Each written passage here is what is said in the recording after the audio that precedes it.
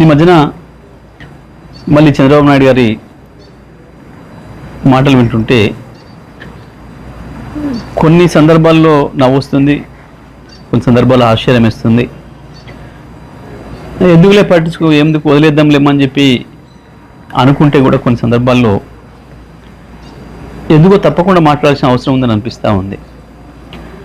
చంద్రబాబు నాయుడు వాస్తవానికి ఏది ఊరికనే మాట్లాడాడు, దాని వెనకాల ఏదో ఉంటుంది. తెలంగాణకు సంబంధించి, హైదరాబాద్ అభివృద్ధికి సంబంధించి చంద్రబాబు మాట్లాడే మాటలు చాలా హాస్యాస్పదంగా ఉంటాయి. కానీ దాంట్లో ఏదో మోసపూరితమైన విషయాలు కూడా ఉంటాయి.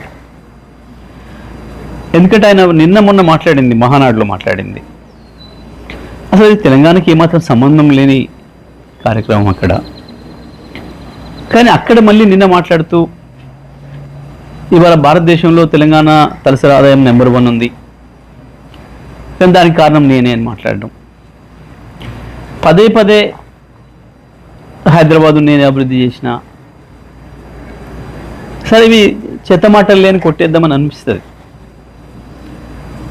కానీ ఒక అబద్ధాన్ని 100 సార్లు చెప్తే నిజమని నమ్ముతారు అని ఏదైతే మనం గోబెల్స్ సిద్ధాంతం గురించి మాట్లాడుకుంటున్నామో, గోబెల్స్ కూడా సిగ్గుపడే పద్ధతిలో ఉంటాయి చంద్రబాబు నాయుడు గారి పనులు, మాటలు. వాస్తవానికి చంద్రబాబు నాయుడు గారు సమైక్య ఆంధ్రప్రదేశ్లో పరిపాలన చేసిండ్రు. వారు మొత్తం కలిపి చేసింది 9 సంవత్సరాలు. 2004తోనే చంద్రబాబు నాయుడు గారి చరిత్ర ముగిసిపోయింది. సరే, వారంటే సీనియర్ నాయకుడిగా గౌరవం ఉంటుంది, అది వేరే విషయం. కానీ మాట్లాడే మాటలు విన్నప్పుడు మాత్రం చాలా చిరెత్తుకొస్తుంది. వీళ్ళు తెలంగాణ వాదులు వాళ్ళదైన పద్ధతుల్లో వాళ్ళు స్పందిస్తున్నారు సోషల్ మీడియాలో. మిత్రులు, నిజమే, కొన్నిసార్లు వాళ్ళు పెడుతున్న పదాలు, వాళ్ళు వాడుతున్న పదాలు చూస్తే కూడా కొంచెం బాధ అనిపిస్తుంది. అంత హార్ష్గా ఎందుకు మాట్లాడుతున్నారు మా వాళ్ళు అని. కానీ మీలాంటి వాళ్ళకు అదే సరైందేమో అనే భావన వచ్చేటట్లు ఉంది మీ ప్రవర్తన. ఎందుకంటే 2004లో మీరు దిగిపోయిన నాటికి సమైక్య ఆంధ్రప్రదేశ్ది తలసరి ఆదాయం 25,900, 26,000 లోపు. ఇక ఆ తర్వాత మీకు పరిపాలన సంబంధం లేదు.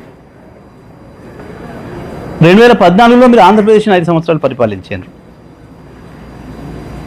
కేసీఆర్ గారు తెలంగాణ పరిపాలించాడు 2014 నుంచి 23 వరకు. మొత్తం భారతదేశంలో ఏ రాష్ట్రంలో రానటువంటి యొక్క అభివృద్ధి ఒక్క తెలంగాణ రాష్ట్రంలోనే వచ్చింది. ఈ రంగం ఆ రంగం అని కాదు, ప్రతి రంగంలో అభివృద్ధిలో ఆకాశంలోకి దూసుకుపోయింది తెలంగాణ. 5 సంవత్సరాలు మీరు అక్కడ పనిచేసినారు ఆంధ్రప్రదేశ్, ప్రత్యేక ఆంధ్రప్రదేశ్ ముఖ్యమంత్రిగా. అక్కడ పెరిగిన ఆ పద్ధతుల్లో తలసరి ఆదాయం ఒక తెలంగాణనే సమైక్య ఆంధ్రప్రదేశ్ నుంచి విడిపడ్డ నాడు కేవలం 1,12,000 తలసరి ఆదాయం ఉంటే ఇవాళ 3,60,000 వచ్చింది, 3,70,000 వచ్చింది దాదాపు. ఇవాళకి కూడా నీ ఆంధ్రప్రదేశ్ తలసరి ఆదాయం 2.5 లక్షలే. చంద్రబాబు నాయుడు గారు దీనికి సమాధానం చెప్పాలి. మీరు నిజంగా మీ పరిపాలన అంత గొప్పదే అయితే ఎందుకు మీరు ప్రత్యేకంగా పరిపాలించిన ఆంధ్రప్రదేశ్లో తలసరి ఆదాయాన్ని అభివృద్ధి చేయలేకపోయారు? ఆంధ్రప్రదేశ్ మీద మీకు ప్రేమ లేదు కన్నా ఎందుకు లేదు? 4 రోజులు ఉండి వాడుకొని పారేసే రాష్ట్రం కదా, మళ్ళీ ఎట్లాగా హైదరాబాద్లోనే వచ్చి డెవలప్ అయ్యి హైదరాబాద్లో కదా ఉండేది అన్న భావనతోనే ఏమనుకోవాలి మిమ్మల్ని? భారతదేశంలో మిగతా ఏ రాష్ట్రంలో కూడా మోడీ గారి డబుల్ ఇంజన్ రాష్ట్రాలు 25 ఏళ్ళుగా మోడీ గారి పరిపాలనలో ఉన్న గుజరాత్తో సహా, ఉత్తరప్రదేశ్, మధ్యప్రదేశ్, రాజస్థాన్తో